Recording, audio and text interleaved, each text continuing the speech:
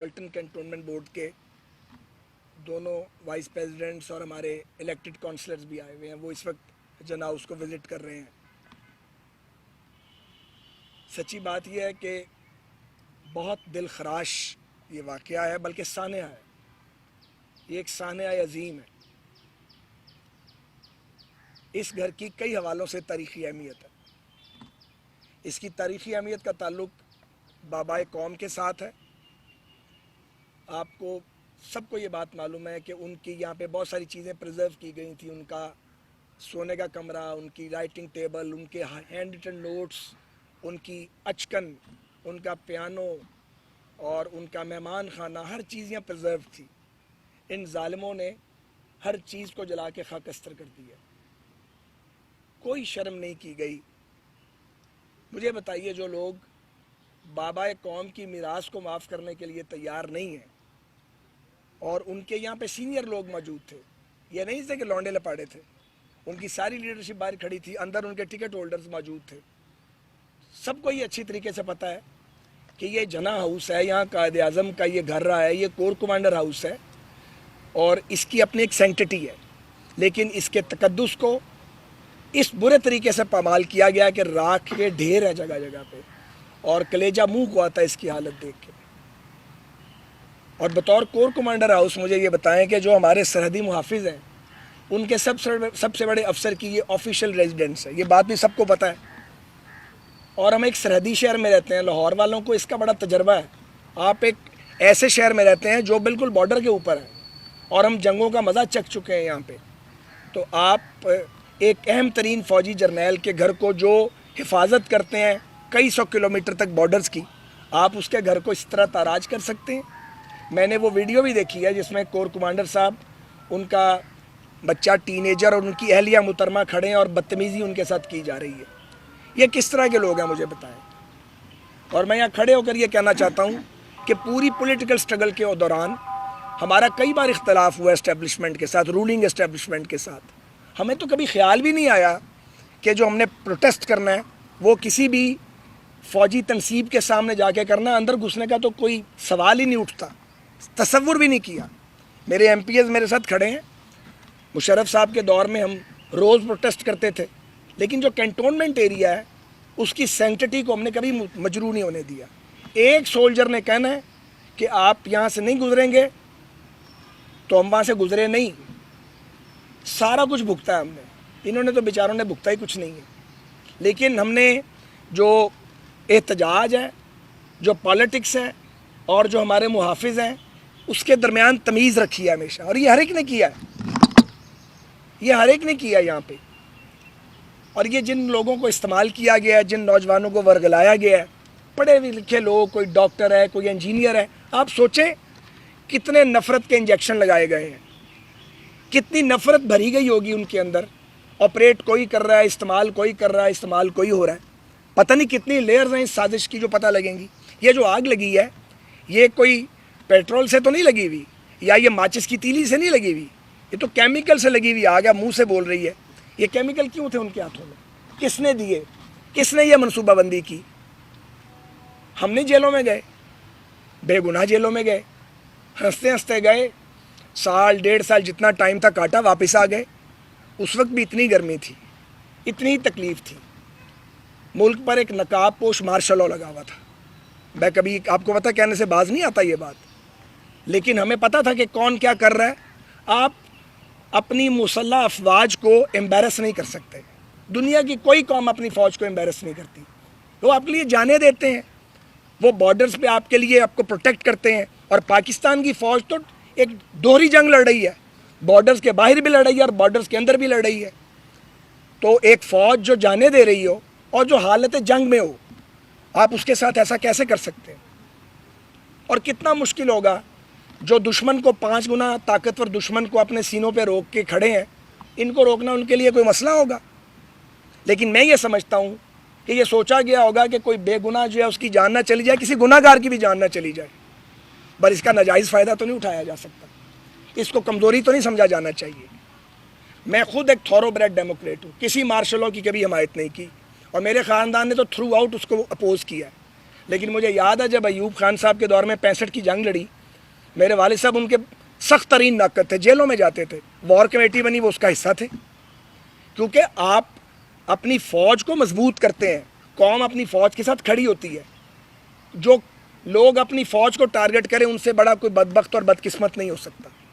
تو یہ فوج کے وقار کی بھی علامت ہے یہ گھر، یہ قائد اعظم محمد علی جناح کے حوالے سے اس کا تقدس ہے، اور پھر جی ایچ کیو جو ہماری طاقت کی علامت ہے، جو پاکستان کی ہیبت کی علامت ہے، آپ اس پہ پل پڑے، اور پھر ایم ایم عالم کا جہاز جو ہمارے جو فائٹر پائلٹ ہیں ان کی عظمت کا ثبوت ہے، آپ نے اسے جلا دیا۔ پھر آپ نے جو سپیریئر ہماری ایجنسی ہے اس کے دفاتر پہ آپ نے حملے کیے، تو یہ کہیں ڈیزائن ہوا ہوگا نا بیٹھ کے۔ یار ساری زندگی ہم نے سیاسی احتجاج کیا، آپ میں سے بہت سارے ہمارے ساتھ گروہ کیے ہیں، آپ نے سالوں سے یہ دیکھا ہے، مجھے بتائیے یہ جگہ ہے احتجاج کرنے والی یا چیرنگ کراس ہے؟ یہاں کیوں آئے ہیں آپ؟ یہاں کون لے کے آیا آپ؟ 3 اطراف سے حملہ کیا گیا کور کمانڈر ہاؤس پہ۔ یہ 3 اطراف سے حملہ کرنے والے کون تھے؟ ان کا ڈیزائن کیا تھا؟ وہ کس کے لیے کام کر رہے تھے؟ جو آگ لگا رہے ہوں گے انہیں تو پتہ بھی نہیں ہوگا وہ کس کے لیے کام کر رہے ہیں، انہیں آپریٹ کون کر رہا تھا۔ یہ اتنا سادہ نہیں ہے، یہ مظلومیت کی کہانی نہیں ہے۔ تو اس لیے ہم سب اس کبھی ترین فعل کی جو پاکستان کی تاریخ میں کبھی نہیں ہوا، اس کی سخت ترین الفاظ میں مذمت کرتے ہیں۔ ہم سب افواج پاکستان کے ساتھ، شہداء کے وارثوں کے ساتھ، اپنے غازیوں کے ساتھ اپنی یکجہتی کا، سولیڈیرٹی کا پوری آواز کے ساتھ، جذبے کے ساتھ اظہار کرتے ہیں۔ ہم یہ بھی چاہتے ہیں اور یہ کہیں گے، اور اس بات کو ہم مانیٹر بھی کر رہے ہیں کہ کسی بے گناہ کو سزا نہ ملے اور کوئی گناہ گار بچے نہیں۔ یہ سیاست نہیں ہو رہی، سیاست کور کمانڈر ہاؤس پر حملہ نہیں ہے، سیاست جی ایچ کے اوپر دھاوا بولنا سیاست نہیں ہے، دہشت گردوں کے کام ہے۔ اس سے پہلے کنہوں نے حملے کیے جی ایچ کیو پہ؟ دہشت گردوں نے کیے، جن سے ریاست مقابلہ کر رہی ہے۔ آپ نے بھی وہی کام کیا۔ یہ نہیں ہو سکتا کہ آپ سیاسی غلاف پہن کے وہ کام کریں جو ٹیررسٹ کرتے ہیں، اور آپ کو اس لیے ایمنسٹی مل جائے کہ آپ سیاسی پارٹی کا آپ نے غلاف اوڑا ہوا ہے۔ بڑی عجیب بات ہے یہ۔ تو ایک یقین کریں کہ جن صاحب نے جو ان کے لیڈر ہیں ان کے اور بہت سارے جرائم ہیں، سب سے بڑا جرم یہ ہے کہ انہوں نے ایک پورے نوجوانوں کی ایک نسل کو اس کے دماغوں کو آلودہ کر دیا، زہر سے بھر دیا ان کے دماغوں کو۔ لیڈرشپ کا کام ہے کہ وہ نوجوانوں کو مستقبل کا راستہ دکھائیں، وہ ان کو ٹیکنالوجی کی بات سمجھائیں، وہ انہیں شفافیت کی بات سمجھائیں۔ نوجوانوں کو یہ کہنا کہ تم پل پڑو، سیاسی لیڈر تو جیلوں میں جاتے ہیں، کبھی ٹھیک جاتے ہیں کبھی غلط جاتے ہیں، ایسے تھوڑی کرتے ہیں۔ یہاں تو اس ملک میں نواز شریف صاحب اور ان کی بیٹی سزا کاٹنے کے لیے خود آ گئے تھے، یہاں لوگ پھانسیوں پہ جھولے ہیں، یہاں لوگوں نے جانیں دی ہیں، ذرا ٹھہر جائیں سارے لوگ، یہاں لوگوں نے جانیں دی ہیں۔ تو یہ مجھے آپ بتائیے کہ یہ طریقہ کار کیا ہے اور اس کا کیا جواب ہے ان کے پاس؟ انہیں پوری قوم سے معافی مانگنی چاہیے، ان کی پارٹی اور لیڈرشپ کو معافی مانگنی چاہیے، انہیں اپنی ندامت اور غلطی کا تسلیم اسے کرنا چاہیے، برسر عام پبلکلی اپالوجی کرنی چاہیے قوم سے، افواج پاکستان سے معذرت کرنی چاہیے، کیونکہ یہ پالیٹکس نہیں ہے، یہ احتجاج نہیں ہے، یہ حملہ ہے، یہ دہشت گردی ہے، یہ تخریب کاری ہے، یہ شر پسندی ہے۔ سیاست کا یہ کوئی طریقہ نہیں ہے۔ پاکستان میں بہت سی پولیٹیکل پارٹیز ہیں جنہوں نے مختلف مشکل ادوار دیکھے ہیں، انہوں نے جد و جہد کی ہے، لوگ مارشل لاؤں کے خلاف لڑے ہیں۔ ایسا تو کبھی کسی نے سوچا بھی نہیں جو آپ نے کر دکھایا۔ جو کام انڈیا نہیں کر سکا، جو انڈینز کام نہیں کر سکے، وہ کام آپ نے کر دیا۔ جو ٹی ٹی پی نہیں کر سکی کامیابی سے، وہ آپ نے کر دکھایا، سیاست کی گارب میں، سیاست کی آڑ میں۔ تو اس کو قبول بھی نہیں کیا جا سکتا، اس کو تسلیم بھی نہیں کیا جا سکتا، اس کو صرف مسترد کیا جا سکتا ہے، اس سے اظہار برات کیا جا سکتا ہے، اس کی مذمت کی جا سکتی ہے۔ تو میں ایک بار پھر آپ سب اراکین پریس کا شکر گزار ہوں۔ اگر آپ کوئی بات کرنا چاہیں اس حوالے سے تو میں اس کے لیے مذاکرات ہوں گے۔ آپ کے عمران خان صاحب نے کمیٹی تشکیل دے دی ہے کہ تحریک انصاف پر پابندی لگائی جائے، تو اس کے حوالے سے کوئی بات ہوئی ہے کہ مستقبل قریب میں اس کے اوپر وفاقی حکومت کو ایسا فیصلہ سامنے آ سکتا ہے کہ اس پہ پابندی لگائی جائے؟ پابندی والی بات میرے علم میں تو کوئی نہیں ہے۔ تو جو آپ نے مذاکرات کی بات کی ہے، یہ بڑا اہم سوال ہے۔ پوری قوم کو پتہ ہے کہ مذاکرات کے دور ہوئے، میں اس سارے عمل کا حصہ بھی تھا، اور مجھے یہ کہنے میں کوئی بات نہیں ہے کہ اپنے بہت سے دوستوں کے اختلاف کے باوجود انیشیٹ کرنے والوں بھی شامل تھا، انیشیٹ کیا جن لوگوں نے کہ بات کرنی چاہیے. بات کرنے کا کوئی ماحول ہوتا ہے, بات کرنے کا کوئی ایجنڈا ہوتا ہے. جب وقت تھا اور ہم نے بات کی تو ان کی ٹیم جو تھی وہ بھی ریزنیبل بات کر رہی تھی. بات تو طے ہو گئی تھی, بات طے ہو گئی تھی. بات کیا تھی؟ الیکشن کروانا ہے پورے ملک میں, ایک وقت میں کرانا ہے. وہ تو سب چاہتے ہیں الیکشن ہو, ایک وقت میں ہو, آئین کے مطابق ہو, ٹرانسپیرنٹ ہو. اس پہ تو کوئی اختلاف ہی نہیں ہے. ڈیٹ کا اختلاف تھا, وہ بھی ہم نے تقریباً طے کر لیا تھا. جب ان کی ٹیم واپس ان کے پاس گئی, انہوں نے کہا کہ نتھنگ ڈوئنگ, بند کر دو اپنا ان مذاکرات. اور اگر میں غلط کہہ رہا ہوں تو ان کی مذاکراتی ٹیم میں کچھ لوگ ابھی ان کے ساتھ ہیں, کچھ جو ہیں وہ گھر بیٹھ گئے ہیں, کچھ چھوڑ گئے ہیں. وہ سارے پبلک فگرز ہیں, ان سے پوچھیں, میرا نام لے کے پوچھیں آپ, میں ذمہ داری قبول کرتا ہوں. تو جب مذاکرات کا ماحول ہم نے پیدا کیا, گالیاں کھا کے بھی, وہ تو آپ نے ناکام بنا دیے. اب یہ نہیں ہو سکتا کہ آپ ملک کے وقار کے جو علامتیں ہیں ان پر حملہ کریں, آپ دفاعی تنصیبات کو ٹارگٹ کریں, آپ غنڈہ گردی کریں اور آپ سمجھیں کہ آپ دبا لیں گے, اور جب ناکام ہو جائیں تو پھر کہیں مذاکرات کرتے ہیں. وہ ایک کمیٹی بھائی صاحب نے بنا دی ہے انہوں نے, وہ کس سے مذاکرات کرے گی؟ ان سے تو کوئی مذاکرات نہیں کر رہا. سیاسی جماعتوں کو تو وہ چور کہتے تھے, غدار بھی ہمیں کہتے تھے. حالانکہ یہ جو کام کیا گیا یہ غداروں والا کام ہے جو ہم نے کبھی سوچا بھی نہیں. اس لیے مذاکرات کا یہ ماحول نہیں ہے. اچھا قائد صاحب, آپ نے یہ اس وقت جو عمران خان صاحب کہہ رہے ہیں کہ اس کی جوڈیشل انکوائری کرائی جائے تاکہ پتہ چل سکے کون کون اصل ذمہ دار کون ہے, تو آپ اس طرف کیوں نہیں جاتے؟ انہیں بار بار یہ کوشش کر رہے ہیں, تو اس پر آپ راضی ہو جائیں کہ اس میں کیا مذاکرہ کیا ہے؟ میری ذاتی رائے یہ ہے, سرکار کی کیا رائے ہے مجھے اس وقت اس کا پتہ نہیں ہے.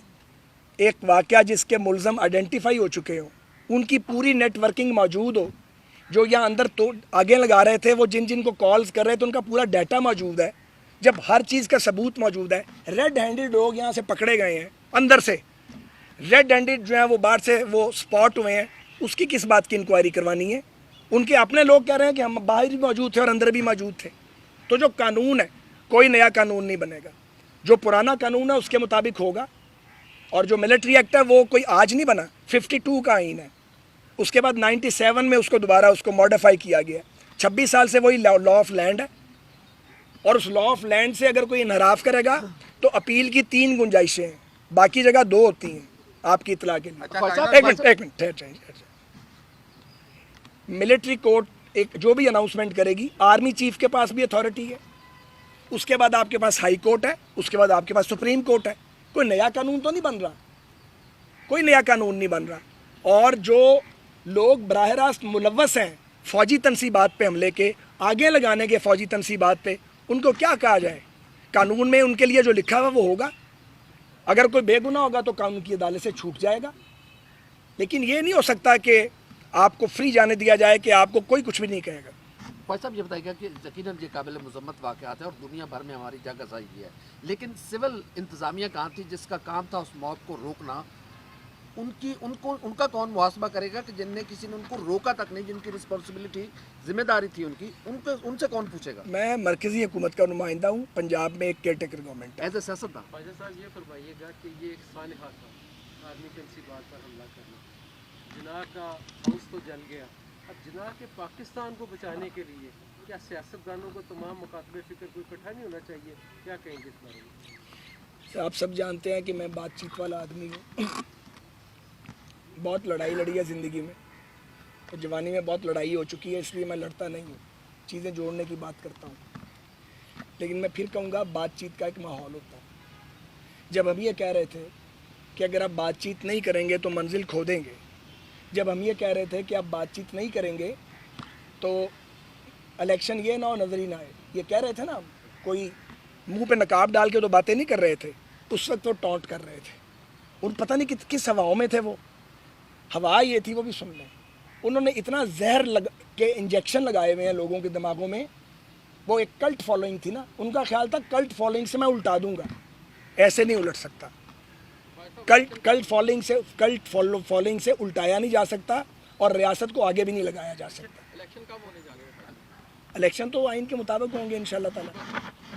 آئین میں اس کی گنجائش موجود ہے نا, اگر تو اسمبلی کو آپ نیشنل اسمبلی کو ڈیزالو کرتے ہیں تو 90 ڈیز ہیں, اور اگر ڈیزالو نہیں کرتے تو 60 ڈیز ہے، اور آئینی مدت کے مطابق انشاءاللہ ہوں گے. میں آپ کو عرض کر دوں، میں نے سپریم کورٹ آف پاکستان میں بھی چیف جسٹس صاحب کے سامنے بھی یہ اسٹیٹمنٹ دی ہے. میں اب بھی آن دی ریکارڈ ہوں. فیڈرل گورنمنٹ اپنی آئینی مدت سے ایک دن آگے نہیں جانا چاہتی، نہ ہم جائیں گے انشاءاللہ تعالیٰ. ہم جمہوری لوگ ہیں، کوئی پہلی بار تو نہیں الیکشن لڑنے جا رہے یار، سیدھی سی بات. بہت بہت شکریہ. صاحب یہ آخری سوال لے لیں. آپ نے کہا کہ ان لوگوں کو نہیں پتہ چل رہا تھا جو یہ کام کر رہے تھے یہاں، انہیں نہیں پتہ. جو پیچھے لوگ تھے ان لوگوں کے بارے میں کوئی فرما دیجیے گا کہ ان کے لیے کیا سزا ہے؟ سر وہ میرا کام نہیں ہے، نہ میں پروسیکیوٹر ہوں نہ میں انویسٹیگیٹر ہوں. جن کی یہ ذمہ داری ہے وہ اپنا کام کر رہے ہیں. ایسا ہی سمجھیے گا کہ تحریک انصاف کا جو آپ نے دیکھ لیا جو کچھ انہوں نے یہاں پہ کیا، آگے ان کا مستقبل کیا دیکھتے ہیں وہ پتہ نہیں یار، یہ تو ان کو پتہ ہوگا. بہت بہت سر، بہت شکریہ. شکریہ.